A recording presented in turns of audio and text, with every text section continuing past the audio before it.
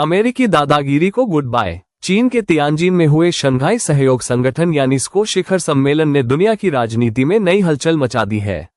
भारत के प्रधानमंत्री नरेंद्र मोदी, रूस के राष्ट्रपति व्लादिमीर पुतिन और चीन के राष्ट्रपति शी जिनपिंग तीनों जब एक मंच पर आए तो संदेश साफ था, दुनिया अब बदल रही है और नया वर्ल्ड ऑर्डर तैयार हो रहा है। ये सिर्फ सम्मेलन नहीं था, बल्कि एक नई दोस्ती का ऐलान था। भारत, रूस और चीन का ये गठजोड़ अमेरिकी दबदबे और डॉलर की ताकत को सीधी चुनौती देने वाला माना जा रहा है। स्को और ब्रिक्स जैसे मंचों पर मिलकर ये देश अब ऐसी रणनीति बना रहे हैं जिससे आने वाले समय में आर्थिक और राजनीतिक समीकरण पूरी तरह बदल सकते हैं। शंघाई सहयोग संगठन यानी स्को 2001 में बना था। आज ये दुनिया का सबसे बड़ा रीजनल संगठन है। इसमें भारत, रूस, चीन, पाकिस्तान और मध्य एशिया के देश शामिल हैं। इस बार के सम्मेलन में शी जिनपिंग ने ऐलान किया, हम सीमाओं को दुश्मनी से निकालकर दोस्ती में बदल चुके हैं। सिर्फ इतना ही नहीं, चीन ने स्को के लिए डेवलपमेंट बैंक बनाने और 1.4 अरब डॉलर का लोन देने की घोषणा की। यानी सुरक्षा के साथ साथ अब आर्थिक मोर्चे पर भी स्को अपनी पकड़ मजबूत कर रहा है। दूसरी तरफ है ब्रिक्स, ब्राजील, रूस, भारत, चीन और साउथ अफ्रीका का समूह।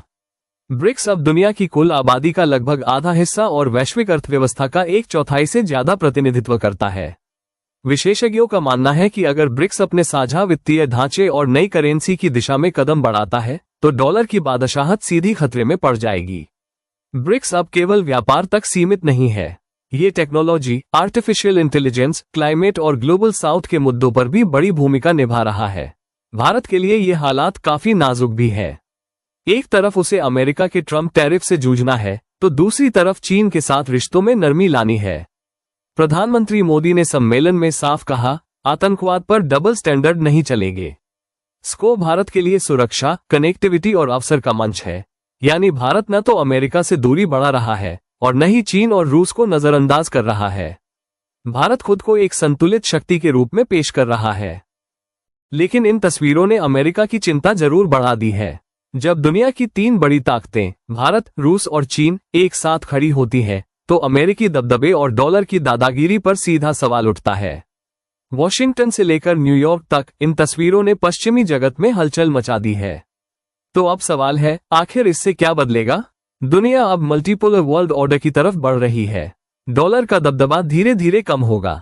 ग्लोबल साउथ यानी एशिया, अफ्रीका और लैटिन अमेरिका को नई ताकत मिलेगी और भारत, रूस, चीन की दोस्ती आने वाले वक्त में पूरी दुनिया की राजनीति का चेहरा बदल सकती है। क्या ये गठबंधन सच में अमेरिकी दादागिरी खत्म कर देगा? क्या स्को और ब्रिक्स मिलकर दुनिया को नया रास्ता दिखाएंगे या फिर मतभेदों की वजह से ये ताकत अधूरी रह जाएगी?